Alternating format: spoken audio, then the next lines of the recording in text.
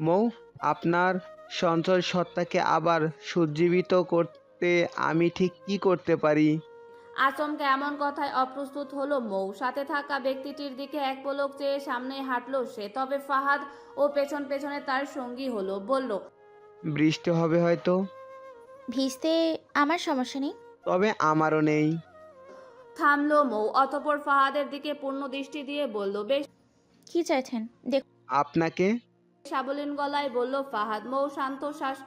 মৌ লম্বা শ্বাস ফেলে বলল, ফাহাদ ভাই, ভার্সিটির সিনিয়র ভাই, তাই আপনি যথেষ্ট সম্মান দিয়ে কথা বলছি। আমাকে আমার মতো ছেড়ে দিন, নচেত আমার ব্যবহার আপনার জন্য বিশেষ সুখকর হবে না। ঠোঁট কামড়ে হাসলো ফাহাদ। মৌ ভ্রু কুচকে তাকালো, বলল, তোমাকে তোমার মতো ছেড়ে দিয়ে প্রথমে যে ভুল করেছি সেটা আর করছি না মিস। আমার মৌমাছির মতো প্রাণবন্ত চমৎকার মেয়েটিকে না আপনি নিষ্প্রাণ বানিয়ে দিচ্ছেন? চরম অবাক হলো মৌ। ফাহাদ এর আগে কখনো এমন কথা বলেনি। অথচ কি সব বলে যাচ্ছে। স্পষ্ট গলায় জবাব চেয়ে মৌ বলল, বেশি বেশি বলছেন না আপনি? উম, না তো। কথা বাড়ালো না মৌ। তপ্ত শ্বাস ফেলে আবারও সামনে হাঁটা ধরলো। লোকটার সাথে কথা বললে নেহাত কথা বাড়বে, তার চেয়ে ভালো হাঁটতে থাকা। রাস্তার এদিক ওদিক লোকজন নেই বললেই চলে। কপালে জমে থাকা ঘাম উল্টো হাতে মুছতে যেতে পেছন থেকে ফার্স্ট টিস্যু এগিয়ে দিয়ে বলল, চোখ বন্ধ করে নিজের রাগটা গিলে নিল মৌ। বলল, আমি কিন্তু এবার লোক জড়ো করব। করুন, আমার সমস্যা নাই। বলবো বউ আমার রাগ করে ইচ্ছে করে ঝামেলা বাড়াচ্ছে। বিমূঢ় হয়ে গেল মৌ। বউ শব্দখানা কানে বাজছে রীতিমতো। আমানের জন্য গড়ে ওঠা অনুভূতিগুলো আবারও চাওড়া হলো। নিজেকে ধাতস্থ করতে না পেরে সেখানেই বসে যেতে চাইলো মৌ। ফাহাদ আচমকা মৌকে জড়িয়ে ধরল। আলতো হাতে মাথায় হাত বুলিয়ে নম্রতা সহকারেই বলল, আমি আপনাকে সবটা জেনেই ভালোবাসি মৌ। আমি জানি না কাউকে এতটা চাওয়ার পরও না পাওয়ার কষ্ট কতখানি, কিন্তু আপনাকে এই অবস্থায় দেখে আমার রুহু কেঁপে ওঠে। আপনি আমাকে এই নরক যন্ত্রণা দিবেন না মৌ। এত আকুলতা আর এত কাতরতার কণ্ঠে বলা কথাগুলো যেন মৌ নির্বাক হয়ে চেয়ে রইল ফাহাদের দিকে। ফাহাদের শেষ কথায় যেন আটকে গেল সে। প্রথমবার খুব আগ্রহ নিয়ে ফাহাদের দিকে তাকালো। বড় গোল ফ্রেমের চশমার আড়ালে চোখ দুটো ভীষণ ছোট মনে হলো। শ্যামবর্ণের মুখের খোঁচা খোঁচা দাড়ি মানিয়েছে বেশ, বলতে হবে। ভার্সিটি থাকাকালীন কয়েকবার দেখা হলো, তেমন একটা গুরুত্ব দিয়ে কখনো তাকানো হয়নি লোকটার দিকে। তবে আজ এতটা কাছ থেকে দেখে মনে হচ্ছে মানুষটা চমৎকার। কখনো কড়া রোদে কিংবা বৃষ্টি ঝরে যাওয়ার সপ্তাহ ধরে তার জন্য অপেক্ষারত মানুষটাকে দেখে আজ ভীষণ মায়া হচ্ছে মোর। বলল, আমায় কেন ভালোবাসেন ফাহাদ?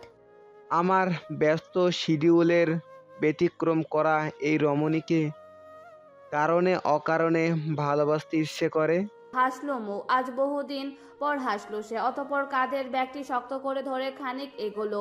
পেছন ফিরে মুখের গাম্ভীর্য টেনেই বলল, সবসময় শিডিউলের ব্যতিক্রম করা রমণীকে একসময় পছন্দ নাও হতে পারে, ভেবেচিন্তে দেখুন পুনরায়। ভেবেচিন্তেই এগুচ্ছি মিস মৌমাছি। তবে কাল রেডি থাকবেন।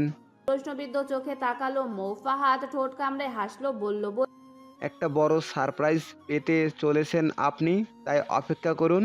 বলেই চলে গেল ফাহাদ। মৌ ফাহাদের কথার অর্থ না পেয়ে সেখানে খানিক সময় ঠায় দাঁড়িয়ে রইল। দুই ভাইয়ের একসঙ্গে বিয়ের কাজ শেষে নাজেহাল অবস্থা মুর্তজা পরিবারের। দুই পরিবারের মতে তৈয়দ আর আলিফের বিয়ের অনুষ্ঠান একসঙ্গে হবে বলে সকলের আয়োজনে সবাইকে হাত লাগাতে হলো। তৈয়দ হাতের কাজগুলো শেষ করে অফিসের কাজে মনোযোগ হলো। নতুন একটা প্রজেক্ট ইনভিটেশন করার সূত্রে অফিসের কাজ অনেক বকেয়া পড়েছে।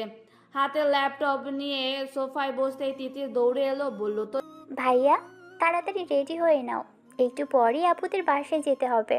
জবাব দিল না। ল্যাপটপে বাটনে হাত চালালো দ্রুত।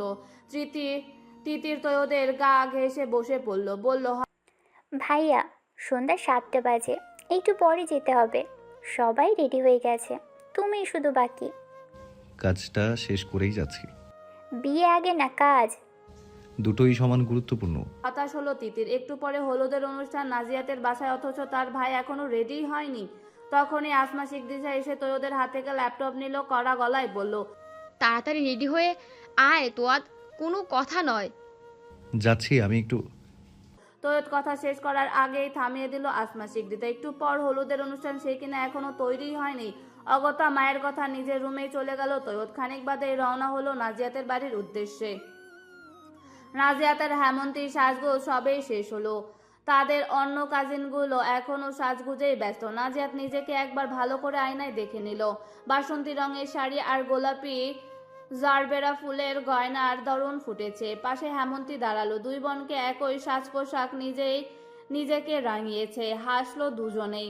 দরজা খোলা শব্দে এই দুজনেই তাকালো সেদিকে। মায়া শিকদার এসেছে রুমে। নিজের দুই মেয়েকে দেখে চোখে শীতলতা বসে গেল তার। দু হাত মেলে ডাকলেন মেয়েদের। নাজিয়া তার হেমন্তী মায়া শিকদারকে জড়িয়ে ধরতে মায়া শিকদার মাথায় আলতো হাত বুলিয়ে দিয়ে বললেন, আমার মেয়ে দুটো সবসময় এমন হাসি খুশি থাকুক।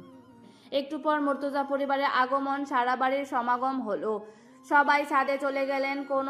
কেননা আয়োজন সেখানেই হয়েছে। তিতির নাজিয়াতের রুমে যেতেই মৃদু চিৎকারেই বলে উঠল। নাজিয়াত হাত বাড়িয়ে ইশারা করতেই বলল, মেঘ, তোকে কি সুন্দর লাগছে রে।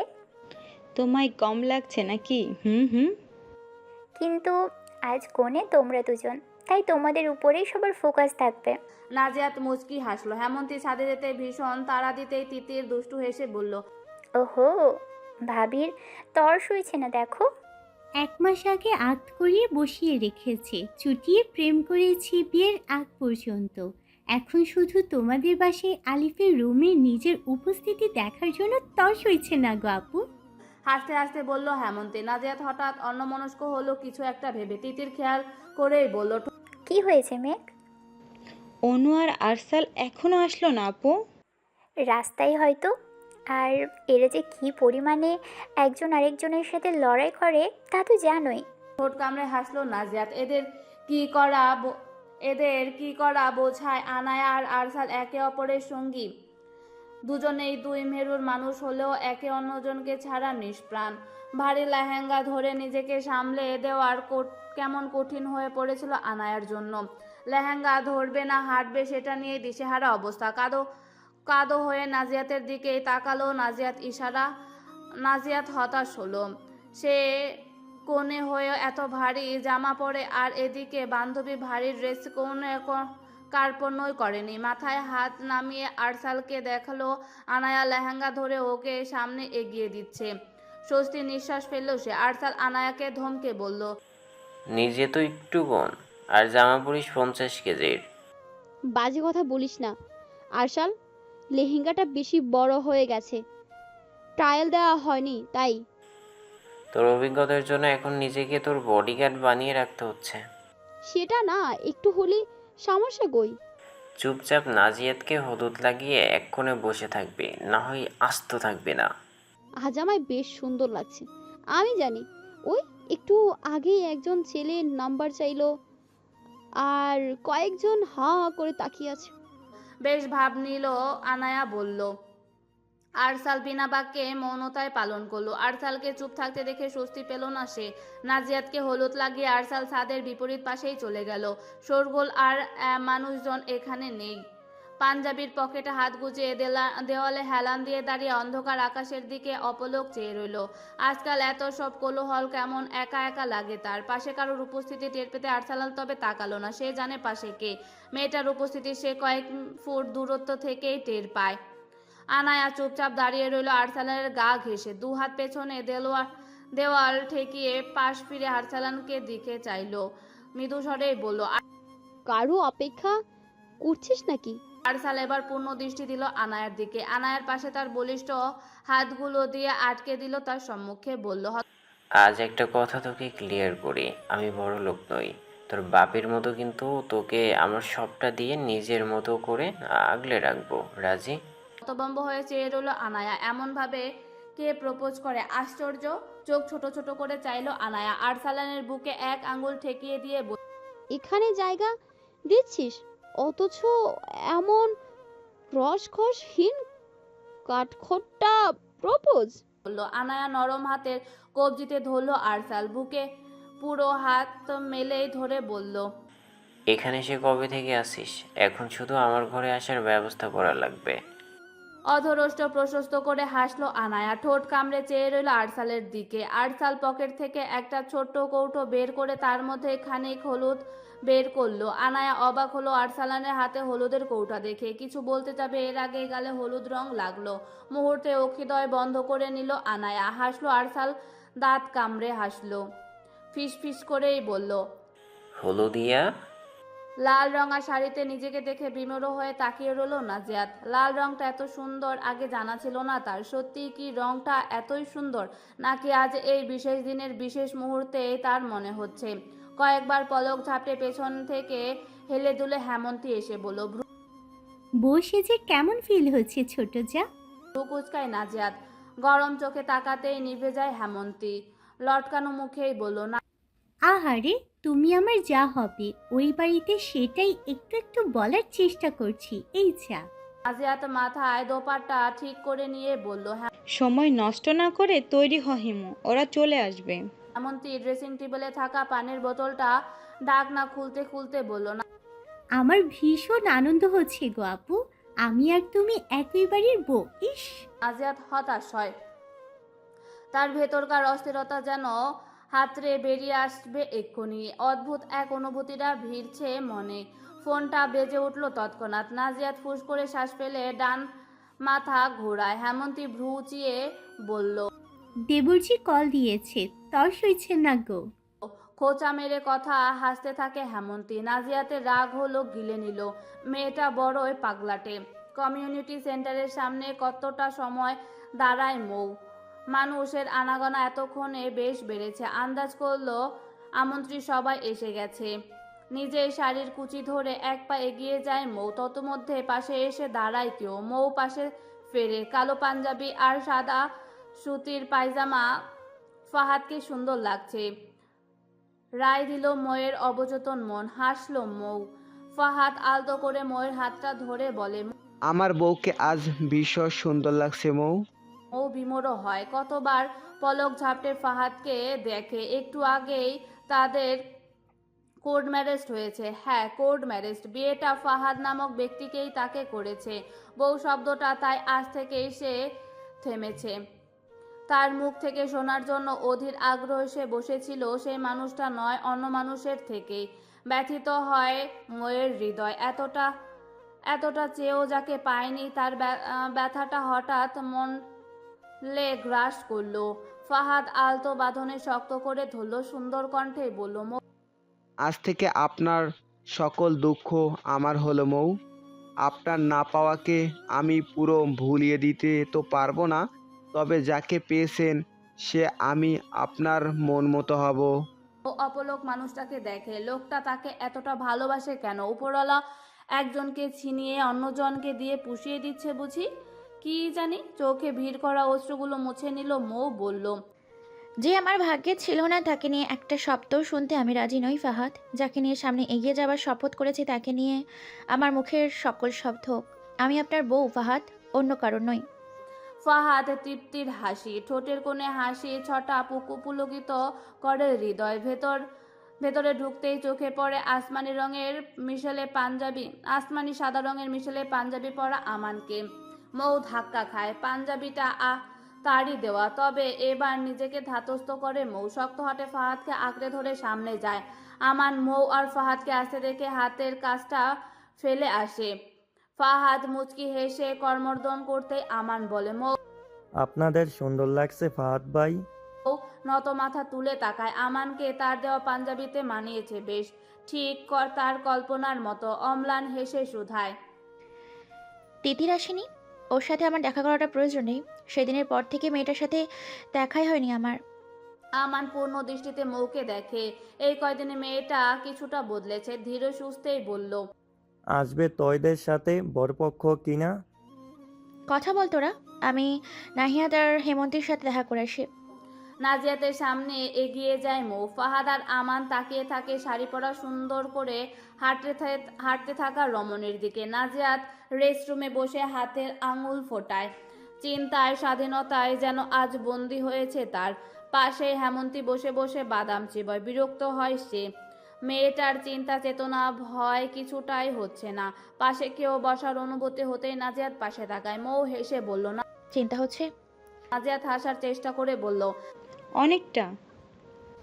তৈয়দকে তো আমার থেকেও ভালো চেনো তুমি, তাই একবারই আমি কিছু বলছি না। তবে সত্যি ভাগ্যবান তৈয়দকে পেয়েছো তুমি, নাইয়াত।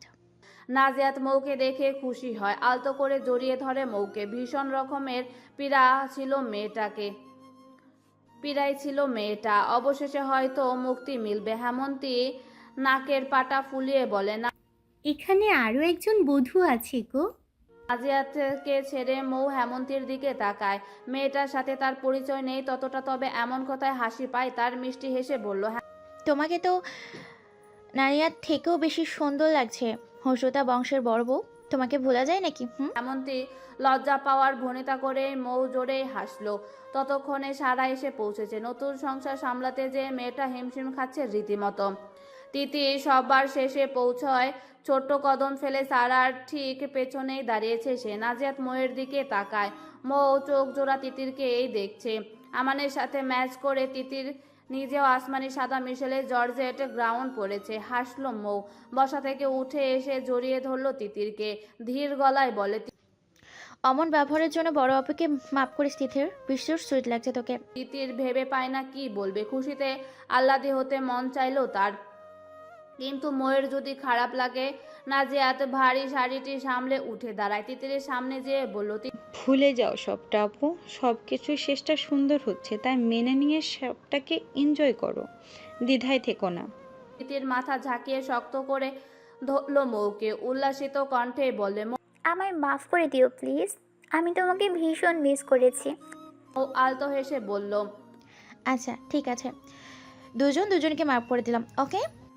তোমার হাজবেন্ড মানে ফাহাদ ভাই কোথায়? তোমরা তো ভীষণ কিপটামি করেছো আপু।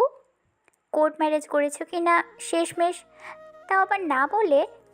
মৌ থামে, আশেপাশে তাকায়। উপস্থিতি নাজিয়াত, সারা, হেমন্তী সবাই তার দিকে সুচালো দৃষ্টিতে চেয়ে আছে। শুকনো ঢোক গিল মৌ। আমতা আমতা করে বলে, ওই তো আসলেই হয়ে গিয়েছে। আধারে নিমজ্জিত কালো আকাশ, চারিপাশের নিস্তব্ধতা বয়ে চলেছে একটানা। দূর থেকে কুকুরের ডাক একটু পর পর ভেসে আসছে। নাজিয়াত লম্বা শ্বাস নেয়। বিছানায় বসে অতিষ্ঠ হয়েছে সে। এখানে তৈয়দের নামে ছোকরাটা আসেনি। শাড়ি গুছিয়ে বিছানা থেকে উঠে মিররের সামনে দাঁড়িয়ে নিজেকে খুঁটিয়ে খুঁটিয়ে দেখছে সে। ভাল লেগেছে নিজেকে আজ, ভীষণ সুন্দর লেগেছে নিজেকে। অধর প্রসারিত করে হাসে নাজিয়াত। হাতে সোনালি আর লাল রঙের চুড়ি ঝনঝন করে উঠে। আরেক দফা হাসে সে। নিশ্চিতে মনোযোগী হতে যে কখন যে অপেক্ষাকৃত ব্যক্তিটি পেছনে এসে দাঁড়িয়েছে সে খেয়ালই করেনি। নত মাথা তুলতেই তৈয়দকে দেখে নাজিয়াত ভড়কায়। তৈয়দ অল্প হেসে নাজিয়াতের কোমর কাছে টেনে ধিমি গলায় বলল, আপনাকে অপসরা লাগছে মেঘমালা। চমকায় নাজিয়াত। বড় বড় চোখে পেছন ঘুরে নিল তৈয়দ। বাধা দেয়। বিস্ময়ে আগ্রহী নিয়ে পুনরায় মিররে তাকায় নাজিয়াত। অবিশ্বাস্য দৃষ্টিতে আছে একটি প্রশ্ন। তৈয়দ নীরব হাসে বলল, এত বোকা তো আপনি নন মেঘমালা, তবে এতদিন এতটা বোকামি করে আসলেন যে। নাজিয়াত চোখ বুজে হাসে। তৈয়দের বুকে মাথা ঠেকিয়েই বলে, ইচ্ছে করেই বোধহয়। তৈয়দ নাজিয়াতকে আর একটু কাছে টানে। ঘাড়ে মুখ ডুবিয়ে ধিমি স্পষ্ট গলায় বলল, না। আপনাকে ভালোবাসা পীড়ায় আজীবন থাকতে চাইনি নাজিয়াত। সব দিক থেকে তোদের গড়া জালে আপনি বেঁধেছিলেন জানাও জানায়। পৃথিবীর এই মেঘমালাকে ধরা ছোঁয়া অনুভব করা একমাত্র তোদ মর্তুজার অধিকার রয়েছে, আর কারো নয় নাজিয়াত, কারো নয়। নাজিয়াত হাতে সকল চুড়িগুলো খোলা হয়ে গেছে ততক্ষণে। তৈয়দ নাজিয়াতকে ঘুরিয়ে নিজের সামনে। নাক থেকে লম্বা চেইনের নথটা খুলে নিল। গালে আলতো চুমু খায়। শিউরে উঠে নাজিয়াত। তৈয়দ বিরতি নেয় না। গালে কানে ঘাড়ে অবিনস্তর ভাবে চুমু খায়। নাজিয়াত তৈয়দের পাঞ্জাবির কোনা খামচে ধরে। তৈয়দ বিস্তৃত হেসে বলে, না।